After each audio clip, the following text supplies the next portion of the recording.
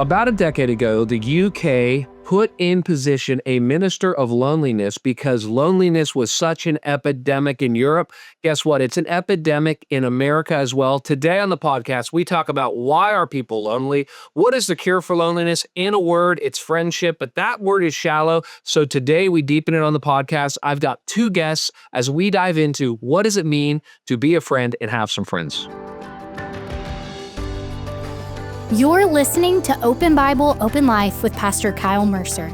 At Two Cities, we're passionate about making and mobilizing disciples, and that doesn't end with Sunday.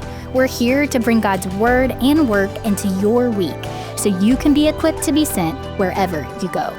All right, well, Nathan and Jordan, welcome to the podcast. Jordan, you are a many-time guest. Yeah. But Nathan, we've not had you on in probably over a year. We're glad you guys are here. Yeah. We're here today to talk about two kind of connected themes. And we have you guys on here because you guys think so much about groups and discipleship in our church. But we want to talk about loneliness and friendship, okay? Yeah. People are lonely. We know that. Let's just even start out by asking the question, why are people so lonely today? Are people more lonely today than they have been in the past? Why? Either of you guys. I mean, I don't think necessarily so. I mean, loneliness is an ancient idea. Yep. I mean, I'm sure we'll talk about it, but it pops up in Scripture a lot, like David and even Christ experienced loneliness to a degree. But, I mean, today I think it's just, there's so many articles, there's so many podcasts, and everything is just circulating around this conversation. Yes. I was follow this pastor, and just yesterday they released a podcast about loneliness. Really? Yeah. I was like, well, looky there. Here we go. Like people are always going to be talking about it. Yes. Yeah. So we can't escape the reality that we need friendships, and then in our just today, it's so individualized. The waters we swim in are just you can do this all by yourself. Yes. And again, there's all sorts of things we can talk about that are contributing to that, but I don't think we're more lonely than we've ever been. I think we're just, as a culture, we're more aware of that loneliness. Interesting. Yeah. Yeah, I think one thing that I'd add, it's interesting, you said you were listening to a podcast on loneliness. People who are watching or listening to this are probably sitting by themselves right now. That's right. Deciding what am I going to kind of intake. And I think that is a unique kind of moment in history, yes. Right? Obviously, you've got printed press, and people can read articles for a long time. But uniquely now today, we're just much more disembodied and personally curated in the things that we connect with and the people that we connect with. So, I think you're right. Loneliness has always existed. We'll probably talk about how it pops up in Scripture and in a little bit. But there is something unique today about the fact that you can feel very connected. But right now, someone is listening to three people have a conversation, and it might be three people that they don't know. Yes, that both the disconnected nature of kind of technology and the fact that it also allows us to, you've said it so many times before, kind of compare our real lives to the curated versions of someone else's life, and that just makes us feel more lonely. Because we compare what appears to be meaningful relationships that other people have, that we see, either on social media or through other avenues, with what we actually know we have. Yeah, that's interesting. And anything as you guys talk about podcasts makes me think, do some people watch podcasts because they don't know how to have a conversation? Maybe it's subconscious. Or probably they have not even set their life up in such a way where they would have a conversation that day. Yeah. And even, aren't most podcasts watched? More people watch podcasts rather than listen to them. Interesting. I heard that somewhere. I can see I that. definitely do. It makes sense, though. I want to actually watch the facial expressions, and of course Spotify now, and we just started doing our stuff with this, but they now have a watch option for all of their, so you can even have your Spotify account, but if you're listening to a podcast, you can watch it. Yeah. When you think about this, there is the iPad. I'm thinking about going off what you're saying, Jordan. There is the iPhone, and it's so interesting that for the first time, I grew up in a, I would say as soon as when I was in high school, it was an upper middle class family. And I tell you that to say, we still, even in an upper middle class family, we had two televisions, and that was it. And it was there was no iPhone, there was no iPad. It's there was the TV upstairs and there was the TV in the basement. And so, and I had two screens. Even though my parents had money to whatever, we only had two screens. Nowadays, everyone's got a phone and an iPad, and you see this with your, as your kids get older. And one of the things is so interesting is I was watching this. What I mean is you'll be in the same room watching TV, but everyone will also be on their iPad or their iPhone. Yeah. In fact, I was watching Joe Rogan, and he was interviewing Matt Damon and Ben Affleck, which is really interesting because they've been friends in a movie together, and they're in a new movie together on Netflix. And he was asking them, and they basically said they have to write movies differently today. I was fascinated by this. The psychology. I of this. read this. Yeah, That or basically heard this, they yeah. now need, if in the first 5 minutes they don't grab you, people won't continue to watch. But then they said this: almost nobody just watches a movie. They've got their phone or their iPad or their computer. They're multitasking. They're in front of multiple screens. So they were saying that you have to continually retell them the plot and the problem. Yeah. Or else they'll get lost in the movie. Yeah. Because they're actually not watching it. So he said it's something like 5 times per film or something. They have to restate the plot, wasn't Yes. it? Yeah, it was wild. insane. So loneliness.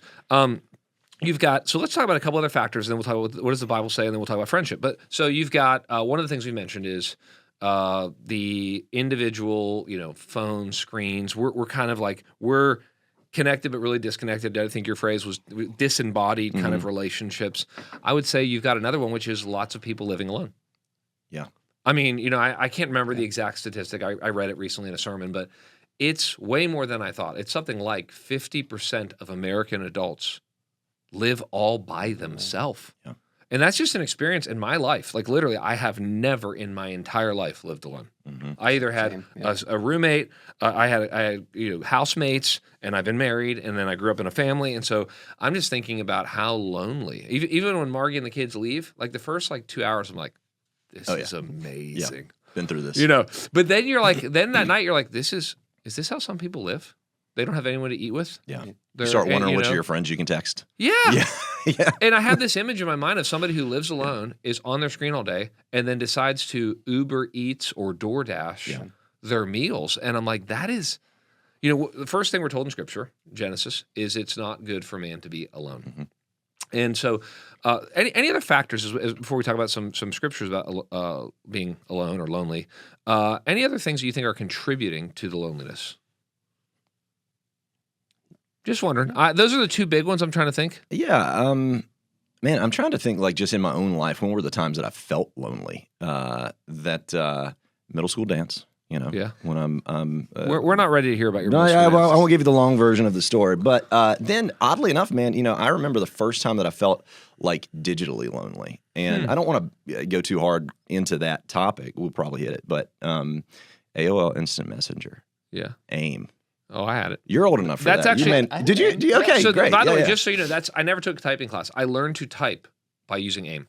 Uh-huh. I was like, that's it. I better get good at this, and that's how I learned to type. Yeah. Well, you remember that it was like, hey, will you send me your contacts? It's like that was a weird, strange dynamic of how many friends could you find among your actual friends? Yes. Not like friends online, but among your actual friends. And I remember that being a really substantial wrestling. I didn't even necessarily put the word loneliness to it at the time, but it began to beg the question to me, who are my actual friends? Who am I actually connected to? And what's the difference between real connection and digital connection? And that was, when was that, man? Was that middle school? Yeah, I'm thinking, I used it all the way through college, but middle school was probably when I started it. Yeah, so whenever that was for you, 1975 or something? Yeah. When I rode my dinosaur to school. That's right. Yeah, that's right. So there's a lot of loneliness, and here's what we see in culture. A couple other quick things is, and I've talked about this before, but I don't think on the podcast. The UK, somewhere around 2018, 2019, they put a cabinet position for the minister of loneliness. Yeah. So Japan's done something similar. So you have this kind of idea that they're realizing that. Then you have what are increasingly called deaths of despair, and I forget the phrase. There's a name for finding. It's a Japanese name. There's a phrase for finding someone who's been dead for a long time in their apartment. Oh, Isn't that sad? Yeah. But it's always dangerous when there's a name for something. But it's like people are so disconnected from each other that when they die, no one knows for a long. It's very, very sad. Right. And I think here's a biblical principle: you are most vulnerable when you are alone. Yeah. I think it's just like you think about that. We know it's like, okay, I want to just to talk about a hot topic that we talk about all the time here. It's like somebody who's looking at pornography I'm going to guess you're alone when you're doing that. Or else there's some other things going on. But I'm saying that it's like that is going to be a temptation. Usually the person, you have some kind of substance abuse. I'm guessing you're alone when you're doing that. Whatever. I even wonder a lot of depression. How much time are you alone? Yeah. And you're thinking about these thoughts. And so, okay, what uniquely does how does the Bible speak to loneliness? Do you have passages? Do you have certain people you think of, certain character studies? You mentioned David. Yeah. What should people do when we feel lonely? When we feel lonely, we go to the scriptures. I Yeah. mean, that's right. So you don't get very far. You just go to verses 26 and 27 of Genesis 1. And it's like, what is the solution? It's like to the loneliness, right? It's like God says, well, he does it in chapter 2 where he answers the loneliness, but he makes man and woman in his image. Yes. And being the communal God that he is, Father, Son, and Spirit, we naturally will always have that longing to be communal. Mm-hmm. Yeah. Whether we articulate it or not, we'll sense and feel that. But I always think, first and foremost, again, just to go to a little further into Scripture, I think of David all the time. Just the amount of times he is like on the run, people are after him, and he's in a cave by himself somewhere. Oh yeah. And he gets to the point in one of the Psalms, I forget which one, but he gets to the point where he's alone. And he just says, "No one cares for my soul." I mean, how many times, like, "How long, O Lord?" And all the laments. Really, it's a cry of loneliness. Is a cry of lament. Yes. It's like the Lord designed us to be in community, and when we are not living into that for whatever reason, there is a despair that we feel, and we want to cry out. Unless we know where to go, namely to the Lord, right? As First and he welcomes foremost, us, yes. right? But like, and if we don't have other people too, it's like we're gonna find ourselves in that same camp. Yeah. Yeah, I think kind of starting where Nathan did. What is it? I mean, Genesis 1 and 2. You see this so much, right, revealed about already the character and nature of God and our relationship to him as his creation, but also the designed relationship that we're supposed to have with one another. God says, let us make man in our image. That there's something unique about our God who is one, but is also communal. Yes. And then that he says, and this is not something we should gloss over, the God of the universe has made us for relationship with him, and he looks at man and says, it is not good for man to be alone. That's right. Even though Adam, that's important. I think what you're saying is even though Adam had a relationship with God, he needed more than a relationship with God. Even though Adam had a relationship with God, God said it's not good for man to be alone. That's right. And creates, woman as a complementary helper for him, but by extension, gives us relationship with one another. So there's something very deep made into us, built into us that says our primary need is for God, absolutely, but he's also designed us with a need for one another. David's life in so many ways, some of the Psalms and the battles that he's fighting, all the types of battles that he's fighting, relationally and actual wars, and feeling abandoned, left alone. His whole life is just a character study of friendship. Yes. I think, in fact, Pastor Nate, this was a couple of years back, maybe? Yeah. That he did a sermon talking about David's friendship with Jonathan. Yes. And, what's so beautiful about that friendship, among many things, is David and Jonathan found in one another people who genuinely were for one another's good. I mean, Jonathan to his own detriment, really seriously for his love for David, was willing to even essentially not aspire to the throne, which is a big deal. So what was the original question? Basically, I'm trying to remember even now. Basically, how does the Bible speak to loneliness? Yeah. And because what we're trying to get to is okay, well, what's the opposite of loneliness? Yep. And you could probably answer that a couple different ways, but friendship is definitely one of them. Friendship can sound like a shallow word. Again, we've taken friend and we've turned it into a verb. Yeah. Friend me, kind of thing. Right. The classic, it's Sure. And so I think a couple things, first of all, maybe defining what is a friend, it's because people might, do I really have any friends? Well, what is a friend? And I've heard it shared a couple different ways. C.S. Lewis famously said, you probably know what quote I'm going to say, but he said that friendship happens the moment where you both say, you as well? I thought I was the only one. It's such a great, like, Yeah. And he said this, sometimes it's a burden and sometimes it's a passion. You know, someone might say, your dad also left when you were a kid? You too? And, you know, you can have a friendship over that. Or it could be, you know, you like to golf and you like to play pickleball, or, you know, we're passionate about this. And so I think friendship, here's why I want to talk about friendship, because I think it's so important. And I think in a lot of ways, and I don't know all the different ages that our listeners will listen to, and I'd be interested if you guys agree with this statement. I think the older you get, the harder it is to make friends. Is that right? Or, I mean, that's not to give anyone an out. Yeah. But here's an interesting thing. Whenever the residents, they come over to my house usually for like the beginning of the residency, and we do a Q&A.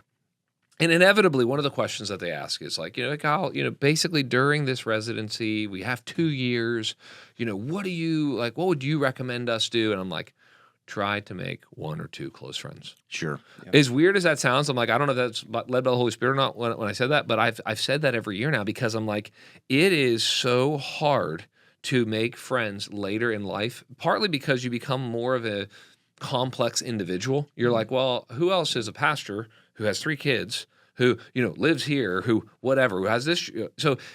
But when you're younger, a lot of people who have really close friendships, I realize they establish those friendships really in probably something like the years of roughly 15 to 25. Yep. And, they've been blessed enough to stay in the same city, same community. I know we're weaving here, going all over the place. But I think another reason that we're so lonely is we're so transient. Sure. So in other words, it's like if I was going to live in Winston-Salem my entire life, and everybody else is going to live in Winston-Salem my entire life, but if you're like, well, the average I don't even know, we could chat GPT it. If the average person is going to move 5 to 7 times. Yeah. And also, by the way, they're going to move away from their family, as well, because they're going to go to college and they're going to come somewhere back. Right. No wonder we don't have the familial relationships. And then now I'm 28, coming into Winston-Salem and making all this up after I've been 3 other places. But I've got a pretty important job. Maybe I'm working 50 hours a week. Mm-hmm. But now I'm married with 2 little kids. When do I have time for friends? Right. Yeah.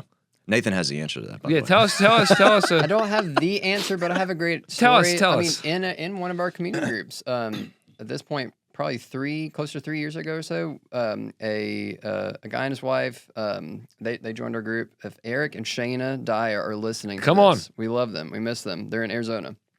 But he had a job where, just by the nature of the job and moving up, you were there in a city for 2 years and then you would move. Mm-hmm. And literally they came in and they joined our community group and they said, hey, based on the trajectory and our history, we're probably going to be here for about 2 years. But they jumped in like right when they got here. That's good. They had the intentionality to know, like, if we moved here to Winston and we know based on our experience, if we don't go ahead and jump in, then we're not going to have any chance to make friends. Yeah. And then what ended up happening, they did. They moved after a couple of years, and they're part of another great church now. But and the way even you're talking about them, I can tell, like, they made a difference. You guys, yeah. Just in 2 years. Yes. Yeah, I'd say, obviously, we want to get around to talking about how community groups can be part of the solution to part this. Of it. And you're already hearing that anecdotally. We'll talk about maybe the design of that in a little bit. But, yeah, man, community. The difference between friendship and community is probably just the people that we legitimately call friends are the folks that, for many of the reasons you listed earlier, we begin to kind of narrow down. These are the people that I want to influence me, and these are the people that I want to have, influence upon, kind of peer relationships with. But you got to start somewhere, right? How many friends can a person have? That's a good question. I'm serious about that. I think early on we would say lots, right? And that's probably to get to your point earlier. Why is it that most people make most of their friends in that time in life between, say, whatever it is, 13 and 25?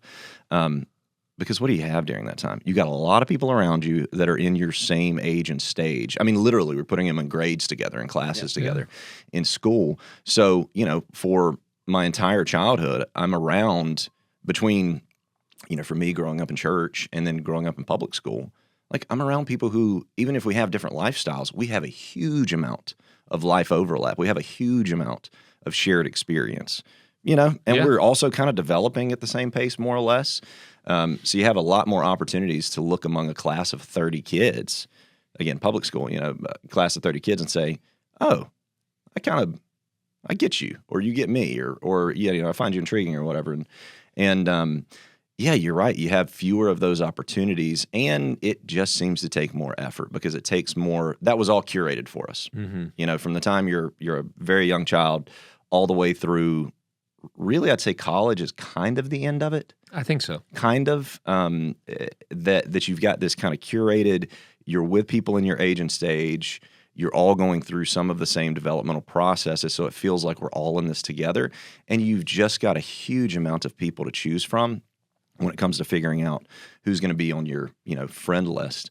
I think that gets whittled down over time for a number of reasons. Maybe it's because life change, like you said, the average person moves. I don't know how many it is. Well, and I would add it's the starting of a family, which still a lot of people will do, and the building of a career. I mean, those are hard. You guys have heard this taxonomy, but I don't think our listeners have. That there's friend, warrior, king, sage. Sage. I'm sorry. Those are the 4 stages. And they say friend is really like 10 to 20, 25 years old. And like I told you, most people will build their friendships in that season. What happens is when you move into warrior, that's normally like 20 to 40 years old. And that's where you have your friends, hopefully. And then you're moving to spouse and children and career. Yep. And it takes so much time. It's hard to build the additional friendships. You can in that season. We'll talk about groups and different things. And then there's king and sage. That's for different time to talk about. But I think that right now it takes an enormous amount of energy and priority for people to have the friendships that they need.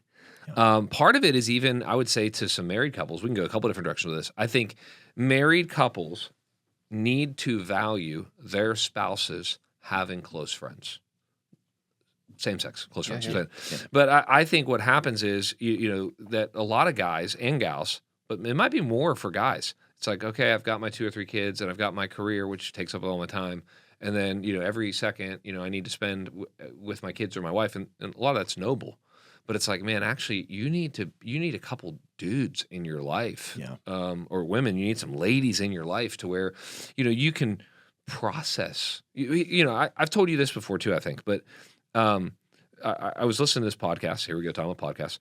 And it was very interesting, not Christian podcast. And they were saying that basically today, almost everybody, modern people, expect their job and their romantic relationship to fulfill all of their needs. And that is so true. Yeah. People think if I just got the right job and the right girlfriend, I'm not even thinking Christian, I'm not even thinking wife. Sure. If I have the right romantic relationship and I find the right career, it's like, dude, you are way more complex than that. You're going to need way more than one person of the opposite sex and some kind of career to be who God's designed you to be. So, all right, friendship. Now, here's another thing about this. Let's talk one more biblical idea about friendship, and then let's talk practically how groups and our church and what we're seeing in our church with friendship and how to do it. I think it's fascinating that Jesus, I don't know if you ever had this thought before, Jesus frames salvation in terms of friendship. First of all, he's a friend of sinners. It's like, man, we go to the gospel, it's like Jesus in large part kind of, and now later Paul will say, I'm a servant of Christ a lot, but Jesus in his teaching of the disciples says, I do not call you servant, but I call you friend. And then he says, because I've told you everything. Because one of my definitions of friends is those that share secrets. So you can take, friendship is at least you two, kind of moment.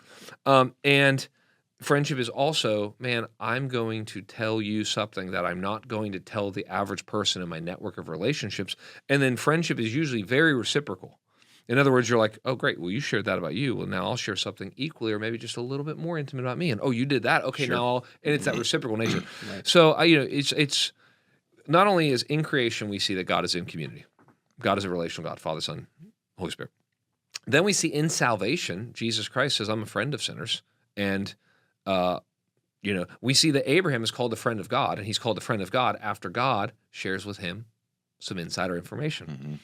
So, knowing that both creation and salvation point to friendship, knowing that loneliness is part of the reality, it's actually pre-Genesis 3. It's pre-fall. Yeah. Let's talk about how is the church, our church, but in general, the church, how do we meet this need? Because we're living in a post-COVID, online, people working from home. How do we emphasize friendship in our church? Whether it's through community groups or some other means, let's start talking about how practically, because here's what happens. Theology should always lead to philosophy, and philosophy should always lead to strategy. Yep. So we have a theology we've been setting up. Yeah. And now what is our philosophy and our strategy to help people? Because last thing I'll say, and then I'll let y'all talk. I think at the end of the day, people, more than they want a friendly church, they want friends at church. Yeah. People do like a friendly church. I don't want an unfriendly church. But it's not really helpful if you flip the sign and say, welcome, we're glad you're here, and you wear the T-shirt and you smile and you say, if you're a first-time guest, and then they can't actually find friends at church. How do we help them do it? Yeah.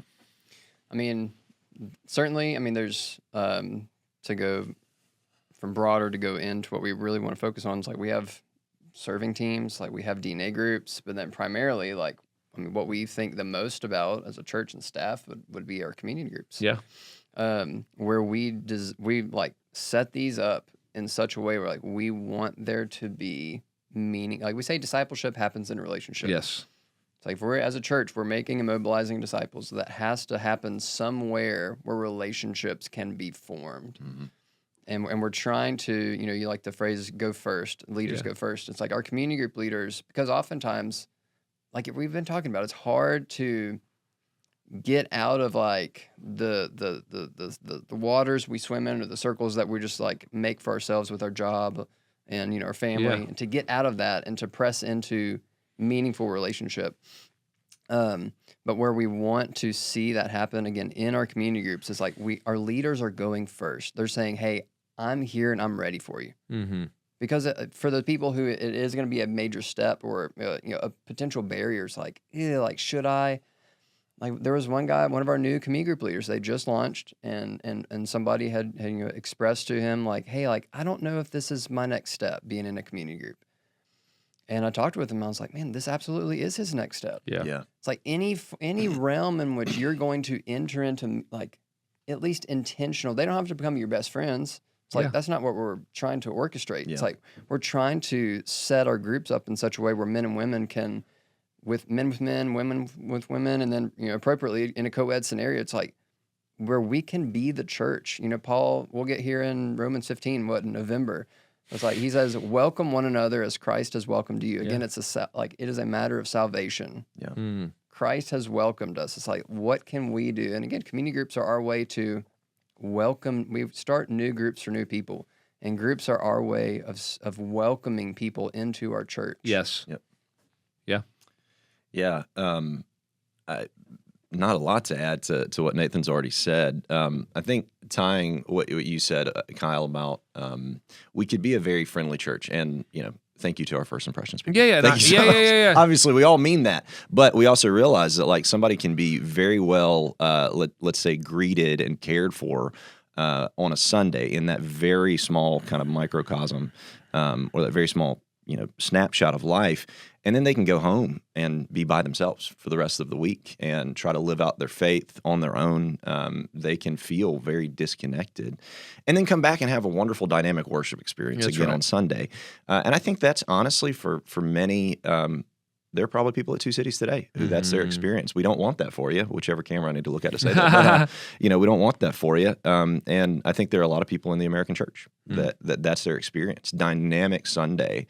And then, who's walking alongside of me throughout the week. And honestly, we talk a lot about making a big church small. I grew up in a small church, and that's no guarantee of genuine, real community. Well said. And I don't mean that as an indictment on small churches. I just mean it's not a guarantee. That you have to fight for it. You really have to fight for it in a sense. And what we have said is we're putting all of our chips in the basket of community groups at Two Cities. And again, supplemented by relationships that form. Nathan and I serve on the worship team together, so we've got a great relationship through that. You can develop very meaningful friendships across many environments at Two Cities. Mm-hmm. But the community group is where we say, hey, look, we're going to actually provide a place 100%. For you to kind of figure out over time. You don't have to be best friends with everybody in the group. Yes. And we're going to actually put, even in the name, there's a reason that they're not called discipleship groups, even though we want discipleship to happen because discipleship happens in a relationship. Yeah. There's a reason they're not called care groups, even though we believe care happens in community. There's a reason they're called community groups, and that's because we believe that is the foundation upon which, friendship, community, whatever you want to call it, is the foundation upon which the rest of our walk together with Christ is built. And share an early story, man. I mean, you probably remember this. This is like turn of the year, right after we launched. So we launched informally in like May or so of 2016. Launched formally September. Our community groups, we had 8 community groups that have been meeting together for essentially that summer. And at that time, we had done the every other week experiment, which I would just say, I know there's maybe a few groups who are still trying that, and God bless you, but it didn't work for the vast majority of our groups. Yes. But in any case, we got breakfast together one day or lunch, I forget, at Murphy's. And I was like lamenting to you about, hey man, I feel like we're asking the right questions. We're doing sermon guided discussion, and people are giving like the right answers. But I'm really struggling to feel like we're genuinely connected as a group. And we started talking about rhythms of life. And you asked a couple of good questions. You said, one, you don't have to be best friends with everybody in the group. That's okay. You don't have to set that bar so high that it feels like you're failing. But also, how much just like casual time are you spending together? And I think that's a key for community building, for friendship building, for our community groups, is building in, like, don't assume that you can go straight to very deep, meaningful, vulnerable friendship where you're opening the hardest parts of your lives and the deepest part of Scripture together. Yes, immediately. And I think sometimes we can set ourselves up for failure when we do that. Yes. And for our group back then, which is a launch team group, people who had, all in, some moved here to be here, Exactly. You would think like, oh, they would just hit it off immediately. And, even that group of people, we needed to just like eat dinner together and, have some board game nights. 100%. And it was crazy. We did that, and it changed the trajectory of all of those other things. Well, during COVID, I mean, our community group leader was the late, great Andy Jump at the time, and he just decided, actually at his own expense, I don't think he was charging us like $10 a person, but I think it was way more than that. He was getting like catered meals for our group, completely changed our whole group. I mean, here's the thing. I want to answer the question. One of the reasons, like, why are we doing community groups? Because basically, we've talked about this before, as soon as you get bigger than 150, the people in a church, the main place point of connection, care, community can no longer be the worship service. It can potentially if you have a 50-person church. So then you have two options in my mind. You have the Sunday school and the small group model. Okay. And the Sunday school group is great. In fact, I've always joked that like if we had, 100,000 more square feet, and there was a way to do Sunday, multiple services and Sunday school, because I think it's a calculated loss, because I think we're losing an equipping moment, an opportunity to raise up teachers, all of that. But I say all that to say, I think if you could only choose one, you choose the small group. That's what we did. To me, it fits under the larger biblical category of hospitality. And what I've said for years, because I talked to Caleb about this before you were leading this, is we have all these community care and discipleship and all. I believe in all that, but I've always said my kind of like tongue in cheek thing is to go, without friendship, it all feels fake. Yeah. And so the whole like, all right, well, in group we are hopefully encouraging each other to share with our wants. Well, not if we're not friends, because then it feels weird. Yeah. Well, hopefully we're sharing at least appropriately about our struggles. Well, not if we're not friends. Yeah. And so but it just takes time. I'll give you a taxonomy that came to my mind that I have not thought of in years. So many of my taxonomies come from my time in college ministry, and I haven't mentioned this in years. We used to talk about there's 3 types of environments. There is hanging out, there is informal, and there is formal. The problem with modern American Christianity is we think of all environments as formal where we grow.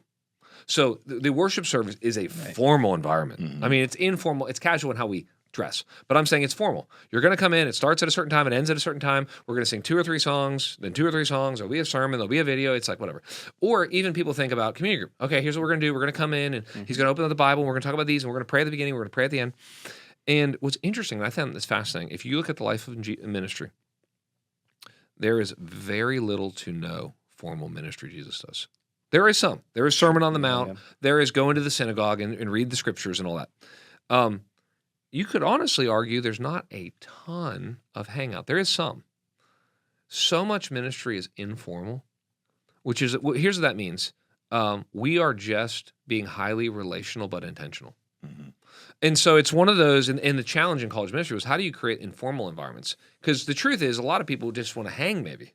That's not helpful overall. Like, we need some of that. Yep. But we need the meal so that we have the right environment for me to go, man, you had said that your daughter wasn't doing well in college, and we're just eating. You know, what did you mean by that? Because in the formal context, that's way too intense.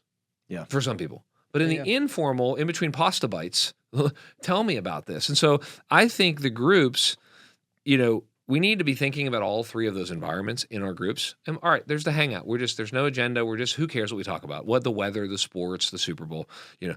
Okay, let's try to have a lot of time in informal and even realize that the formal is to serve the informal. Yeah. You know, I know one of your passions is you guys' passions is the breaking out of men and women. Well, in some ways, that's the informal version following the formal community group. Mm-hmm. You know, is those categories? I'm sure you have your own language for that, but are those categories helpful? Yeah, there's different category. Excuse me. There's different categories that we use. I mean, I think it might be helpful just to like Nathan, you could do this better than I could, but just to talk about like even Kyle's getting kind of at the 30-30-30 rhythms of what a community group is or what a community group does. I should say. Sure. I mean, again, on average, something, you know, a three-way split. If you've got a pie chart, you know, do a three-way split between community, and this is the informal. This is like, hey, we're just coming together and we're eating, we're talking, we're sharing stories of how our week's gone, and you know, sharing more about our lives a little incrementally, more and more over the weeks and months. But then, okay, let's do that first. I always think of that like if you're going to the gym, you're going to work out, you got to warm up. Yeah. If you don't warm up, you're going to have a terrible time doing whatever you're trying to do. That's right. And your body's going to have a hard time, actually. It's the jumping jacks of Christian community. Sure. Yeah. Sure. And then, but after you do that, though, it's like you're at least a little bit more primed to like, okay, now let's open up the scriptures. We've worked on opening up our life in this way over a meal, over food, or whatever. And now let's open the Bible and start to open the Bible. Yes, but even bring even a little bit an added layer of open life to this time of discipleship, right? Where we're going through the sermon guided discussion together. And then not that we've done that, it's like, okay, we've done a little bit more heavy lifting. Let's go on to another, you know, we do breakout groups of men and women. It's like, let's do another layer of opening our life with one another and in such a way where it does feel more informal. Mm-hmm. Yeah. Where we're not sitting down with, hey, here's five more questions that we all have to get through as men and women in these breakout scenarios, but like, hey, let's pick one direction and let's head in that direction together. Yeah, that's good. And I even think that's why groups can even I don't know, different groups feel different about this. I even feel like a good icebreaker question is, as even though like there's some people who feel like this is silly and this is what we did in middle school, it's like actually as soon as you ask what's the best vacation you've been on, and one person goes, well, actually, what was the best vacation you went on as a kid? And one kid and someone says, you know, we actually didn't go on vacation. Mm-hmm. And somebody else says, oh, my uncle's chateau in France. You're like, I just learned a lot about both of you through a silly icebreaker question. Yeah. That may end up leading to other conversations. Because I think there's a type of person who goes, all right, this is a Bible study, and we got to get into it. And, you know, the righteousness of Christ is revealed in the gospel. And everyone's like, I'm not ready to talk about that yet. Sure. I will get there, but you've got to take me on a road. Let's talk about what are the ingredients of friendship. So I have some ideas on this, but I want you guys to. So I would say there's at least, you know, here we are, we're in the kitchen, okay? The recipe, okay? We're making friendship, okay? Here's at least the three ingredients. You tell me what you think about this. Number one, in no particular order, margin. Not margarine, okay? Right. Not fake butter, margin. Okay, and here's what I mean by that. Like, one of the reasons that we do not have any friendships is because we do not have any margin. Our lives are overwhelmed. We think we don't have margin. You know, they watch 6 episodes before they go to bed at night, but they don't have any margin. But margin's huge. Second one, these are connected. Proximity. So, you know, it's interesting. There is in my neighborhood, there are multiple people who live in my neighborhood and moved in my neighborhood, even though they could actually live in a nicer, bigger neighborhood, I don't know, somewhere else. And they've actually all decided they waited to all live on the same street. And you tell people that, and it sounds so weird. You know, when you say it out loud, you're like, is this a cult? It's like, no. No, it's not a cult. No. Yeah. But what's interesting is you realize, like, it actually matters if you're 2 doors down or 2 streets over. Oh, yeah. That's a big, Huge now it's better difference. to be 2 streets over than 20 minutes away. Yep. Yeah. But there's something about, you know, we're ancient creatures. There's something about walkability. It's interesting. They were saying, Simon Sinek, It's all kind of mirror now. He was saying that the 3 signs of long-term health are brain function, heart health, and the third one. No, those sounds right. They're like, okay, that makes it your brain and your heart. The third has something. I'm going to mess it up, but it has something to do. It's a while ago I saw this. It has something to do with your legs. And you go, I forget what it is. It's leg strength or something. You go, why? Because your ability to walk has, like, basically your ability to take yourself places. Yeah, mobility. To be with people is so key. So, okay, think about it. So there's margin, there's proximity, and then the third ingredient, a little salt, a little pepper. The third ingredient is appropriate vulnerability. Yeah. And I actually think if you have those 3 things, and I use appropriate vulnerability based on the relationship, whatever. I think that we need to relate to each other as God relates to us, progressive revelation. All of our lives are way too complex for us to unload on somebody at one time. Yeah. But I actually think if you have, now there may be more, and you push back and you tell me if I'm missing some ingredients, but I'm just thinking, man, if you create the right amount of margin, and then the second one's hard though. Like, I'm making sure I'm in proximity or figuring out how to be in proximity. And then third, in the appropriate ways, I'm trying to be rightly vulnerable so that we actually have something, and I think there's a difference between sharing and vulnerability. Everybody thinks sharing is vulnerability. Sharing is not vulnerability. Yeah, right. This is sharing. Works hard right now. Here's vulnerability. I hate my boss. And I keep hoping he will get fired. And I'm trying to not do good work so that maybe he gets in trouble. That's vulnerability. Yeah. And I think a lot of people, they think I'm vulnerable. No, you're sharing. Right. Yeah. And we need to go one more level. All right, push back on any of that. Yeah, man, I mean, I think they're all good, and I've heard different people categorize, the quote unquote ingredients of friendship. I thought I trademarked that. Okay, You okay. as you quoted someone else, As I quoted from Tim the best of Keller, your recollection. quoting, Yeah. One that I like, and it hits all of those things, is as we were talking about this beforehand. What are some topics we could hit? Like, can you make old friends again? What makes old friends unique? They know your story. You have some shared life experience. I've heard the illustration, like, you know what their parents' back porch looks like. Like those are things that were like, oh yeah, I had friends like that. I don't know if I have any friends like that anymore. That's right. Since I've moved a few times in life, but I think them knowing your story. Brad Hambrick, who's the pastor of counseling at the Summit Church that sent us out years ago, he's written a number of books, but one of them that he did a session on at a conference, it doesn't even matter really, but it's called Transformational Friendship. I think you may have actually talked about this on the podcast before, maybe. Okay. I don't know if you have or not, but it's a good book. It's very short, and it's essentially on building friendships and kind of to your point about depth. How do you ask? I forget if it's 5 or 7 questions. I think it's 7 questions at 5 different levels, and the first one is, what's your story? And it's really like how to ask that question. That's so good. At like 5 different levels as you get to know somebody, because you cannot go to level 5 right off the bat. And we've probably all either been the person who tried to go to level 5 off the bat, or you've been with that person and you're like, that was actually, I appreciate that you're trying to be, vulnerable, or you're trying to fast forward friendship. But unfortunately, this is something that just takes, you can't fast forward friendship. That's can't, true, man. You can pursue it. You can, it's you row the boat in the right direction for a long time in a relationship with one another, and you eventually kind of realize, like, oh, this is, I would call this friendship. So yeah, you said what? Proximity. Margin. That's huge. Margin, and then vulnerability. And the margin is one of those things you were getting at. You have to be honest with yourself, and particularly in today's day and age, it's one of the biggest things in the modern church that we have to challenge people on. Is vulnerability? Margin. Sorry, margin. All of these things, yes. But certainly it's margin. Well, I'll tell you, and I talked about this at the worship at home weeks ago, but a phrase that I'll probably think about for a year or two is something I was doing my research on the modern family, and it's the phrase time poor. And I thought that describes at least half our church, maybe more. And they're not financially poor.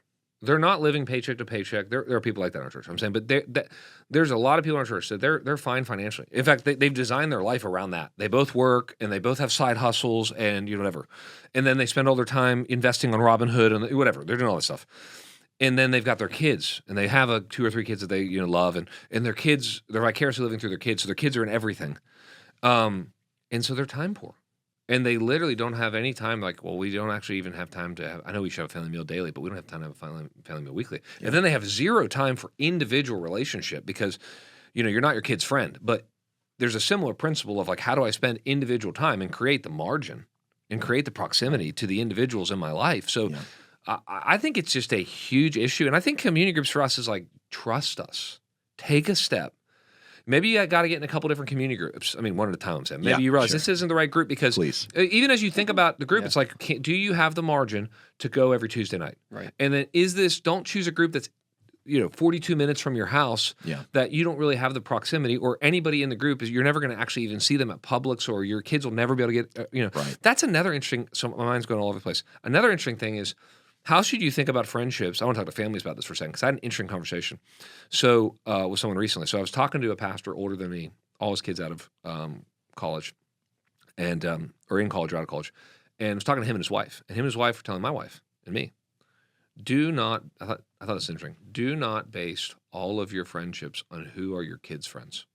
Oh yeah. This is a huge temptation for people, and I'd never heard this before. They were like, basically, what happens is, I don't know, you're like, okay, I've got a middle school son. He's got like 3 good friends. And so we're going to revolve our whole lives around figuring out how to be friends with, and there's some of this is noble, but okay, his 3 friends, then all family, then what happens though when those kids aren't friends anymore because, well, they're middle schoolers and they may not be friends anymore. Sure. And you start to, all of your friendships are dependent on your kids being friends with their kids. I hope I'm making sense here. Yeah. There's something beautiful about that, but even to go, you know what, maybe our friends are 10 years, or maybe some of our best friends are 10 years older.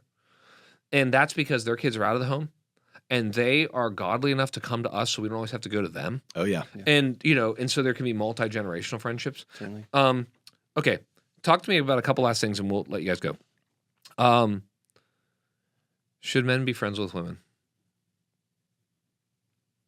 I mean, I think what'd you say? Appropriate vulnerability. It's like appropriately, yeah. It's like how could we like rightly even live within and enjoy the church if we said, pretended like women don't exist when we walk in, or a woman pretends like she doesn't even notice a man if she's standing next to him in a conversation or something.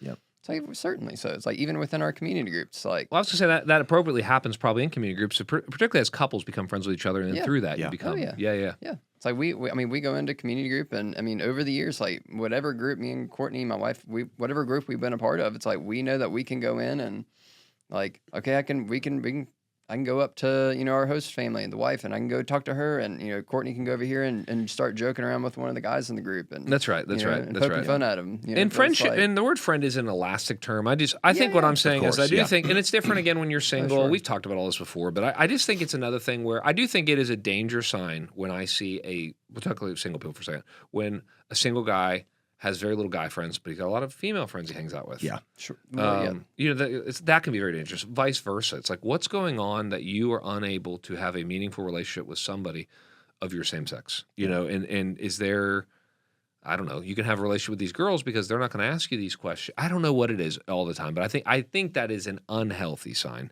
And then I would say as a married man, I think, you've got to be very, very careful about your relationships with the opposite sex. I think it can be appropriate. Sister in Christ for sure. But I think what we're saying in general is what we're talking about with the heart of friendship is going to be men with other men. Yeah. I mean, push back if you disagree, but women with other women. We'll have other relationships and couples will hang out together. And then it's certainly in community, I'm pulling aside and I'm talking to some lady in our community group and we're having a great conversation about what's going on. But I'm like, okay, she is not going to be my good friend. Yeah. It's going to be a guy. Yeah. Gosh, man. I mean, you could imagine going through college ministry and just young adulthood. And we've all pondered that a number of times and probably gotten it wrong at times, or at least been, close to somebody who's getting it wrong. Can men and women be friends? Yes, of course they can be friends. We would all say, I have a friend who is not my same gender. Is there a distinction between that friendship and a friendship, the level of friendship, the vulnerability, the proximity? the environments that I would have with a guy, 100%. Yeah, I mean, absolutely. And that was even I would say prior to being married. Because, I mean, goodness gracious, the number of times in college that somebody would be like, oh, yeah, we're just best friends. It's like, no, one of you is in love with the other. That's actually what's happening. 100%. Yeah, one of you is appreciating the availability of someone. The other one is in love with you. That's you right. know? That's right. I know that's you're 9 out of 10 times. I think 9 out you're of 10 times. It's broad 100%. strokes, all the stuff. But now I would say that's the great gift of the church. Yes. Is genuinely, and whether it's community groups or other environments, the great gift of the church is you actually have an environment where you can have kind of relationships with a group of people, like friendship with a group of people that I would say definitely, especially within my community group and people that I'm on staff with, people that I serve with, it's like very meaningful relationships with guys and women, men and women. But we also understand the right and appropriate distinctives of the kind of level and again, environments is probably one of the biggest things. What do you guys think about this idea? Your spouse should be your best friend. I don't have a Bible verse for that. I'm saying I've seen Christians. I don't have a Bible verse, like you said, but it's my experience. Yeah. I mean, me and Courtney meeting in the context of leading worship together, doing what we love to do. Yeah. Finding common bonds of everything that from Star Wars to like the food we like to go eat and like everything. You guys are nerds. But a little bit, yeah. But it's like we All that to say that I'll speak for myself. It's like I've loved having her as my best friend, and she is the one in closest proximity to me and vulnerability and all these things. Yes. Man, I'd say, y'all have just an awesome. You really do have a great nerd-love marriage. relationship. No, it's really sweet. It's very sweet. It's a good challenge to all of us, man. And encouraging to see. Yeah, Allison, I would say, in a sense, she is my best friend. Yeah. In a sense, there were ways that I just met with my DNA group 2 nights ago. For like 2.5 hours. Yeah. At a coffee shop in town, and I need those guys. Yeah. Deeply. Yeah. I need those types of relationships. Deeply to supplement the wonder and beauty of friendship and marriage. And marriage is much more than friendship, obviously. Yeah. But not less. It's not less than. Yeah, it's not less than. So I think yes, Allison is in a sense my best friend in that I don't have another deeper relationship than That's I do right. with That's her. a good way to say it. But she's not my sole accountability partner. She's not my she can't replace the male friendship that you and I and we need. Yeah, she cannot replace the full spectrum of friendship. Certainly. Yeah, primarily with guys that I need. So grateful for the depth of that friendship relationship that we have, but it's not all that I need. Yeah, because at the same time, you're going to be her husband and the father of her children. You play way more. Whereas in most people's lives, like all we are is friends. Yeah, it's deep. But okay. Last thing. I want to kind of run a paradigm. We're doing a lot of taxonomies and paradigms, but that's kind of how I think. Another paradigm about friendship that I think is helpful that maybe we can end with and talk about how our groups help with this, okay? And you guys probably have your own language for this. But again, this comes out of my college ministry days. We would talk about friendship. I think that we more vaguely said community. We said it had 3 components. Fellowship. So think about friendship. Fellowship. Partnership, accountability. Sure. And what's interesting about that is you can actually, I don't have time to do it right now. My brain would hurt to try to do this right now. But it's in a Tim Keller kind of way, you can go, well, what if you have 2 and don't have the other? Right.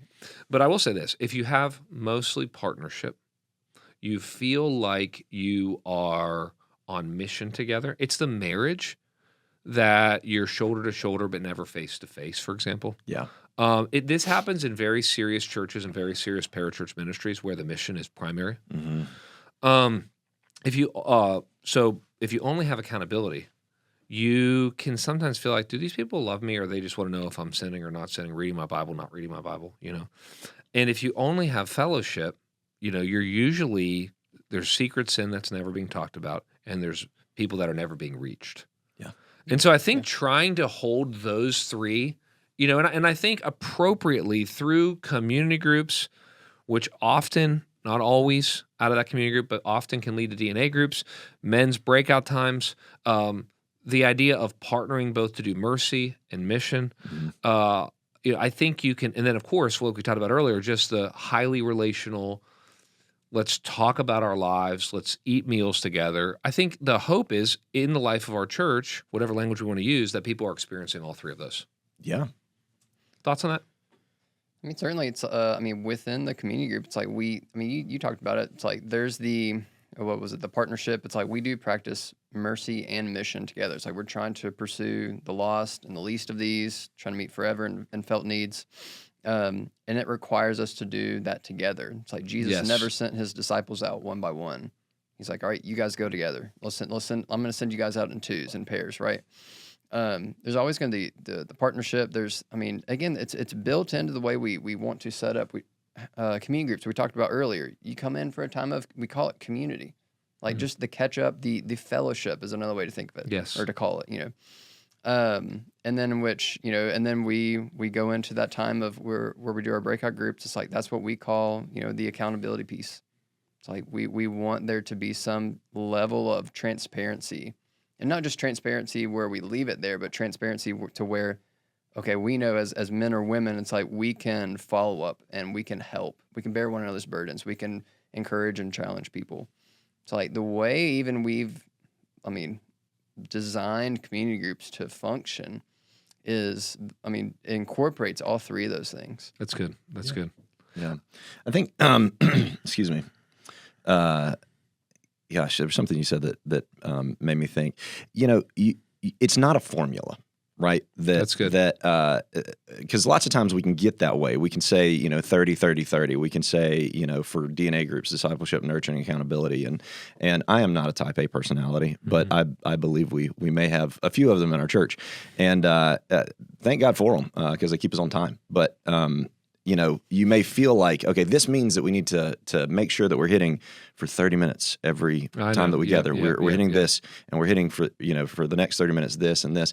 Really what we're trying to say is that can work sometimes. But for meaningful, I don't just want to put gospel in front of everything, but like genuinely meaningful gospel relationships. And by what I mean by that is relationships in which we are together helping one another follow Jesus in every way over the course of hopefully a lifetime. We want to give you good rhythms that you can apply, and that's the intent with how we've designed community groups, as he said, is consider the question, where are we hyper focused? And I've been in professional ministry environments, not here, but previously, where it was hyper mission focused, and as good as that is, you realize after a while exactly what you said, which is like, okay, we have a job to do, but not really a relationship 100% with one another. And I would actually do that job better if I felt like, we were friends. And it was sad sometimes, working in full-time campus ministry in Argentina, that like sometimes we would go outside of our ministry to find friendship. That happens. And what we're trying to say is, look, if you pursue these rhythms of relationship over time, we're actually going to be on mission together. We're actually going to be pursuing mercy together. We're actually going to be doing meaningful, deep, lifetime discipleship. We're actually going to be caring for one another over time in the way that Christ calls us to. But we're doing it in community, and that's where we're starting. Amen. We talk about, too, even at the Weekender, we say we are all made for community. We're saved for community. We've talked about those things. Yes. But the third component is exactly what you're saying, Jordan. It's just like over time, it's like we will flourish in community. Yes. Doesn't mean it's going to be easy. We often, we have to fight in many ways for it. But it makes sense. It's like if the Lord has, a communal God has designed us to be in community, it makes sense that if as we try and, we fumble and, and sin our way through it, but it's just like as we step into the design he has for us, it's like we will find spiritual flourishing. Yes. Yeah. It's like that's what we're after. Amen. Well, guys, final biblical thought, and we'll close, is I just think about two New Testament examples of friendship, okay? I think about the Apostle Paul. The Apostle Paul, I think it's a realistic, he's got his Timothy's, and Timothy has his Paul.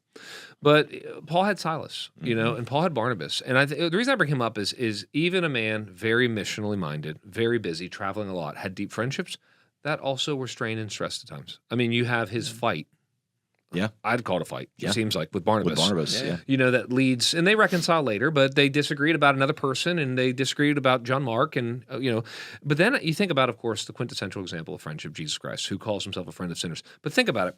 I'm not saying this is the perfect paradigm for all friendship, but you've got a single guy, and he's the Son of God. Okay, so unique. But let's just call it a single guy. So maybe we don't have quite the capacity. He had 12 good friends, but really he had 3 good friends, and one of them didn't work out of the 12. And it's like, you know what? I think in some sense, that's the reality of our life. We're as Christians, we're called to love the world, help many, be friends with a few. The truth is, some of our friends are going to be closer to us than others. That's okay. We can have different levels and spheres of friendship. And then just maybe for another time, which we need to talk about at some point, but part of the difficulty with some people with friendship is betrayal. And even the Son of God, almost 10% of his friends didn't work out. And what do you do in those situations? It's like, well, you continue to trust God, and you don't become pessimistic, but you courageously trust, and you step into new friendship. So, guys, thanks for being on here. I hope this podcast helps people step out of loneliness, step into friendship. Our groups are one of the ways they can do it. Thanks for being on here. Thanks for tuning in to Open Bible, Open Life with Pastor Kyle Mercer. We'll be back every week with new conversations, so make sure to subscribe so you never miss an episode.